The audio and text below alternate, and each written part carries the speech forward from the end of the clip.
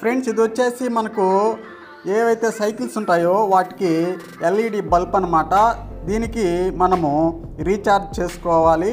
వాళ్ళు ఏంటంటే కేబుల్ కూడా ప్రొవైడ్ చేయడం జరిగిందనమాట ఈ బాక్స్లోనే. ఇక్కడ మీరు చూడవచ్చు. ఈ ఎల్ఈడి లైట్తో పాటు మనకు హార్న్ కూడా రావడం జరుగుతుంది. ఇక్కడ మీరు చూసుకోవచ్చు, హార్న్ బల్బ్ కూడా ఇవ్వడం జరిగింది. హార్న్ అయితే చూద్దాము.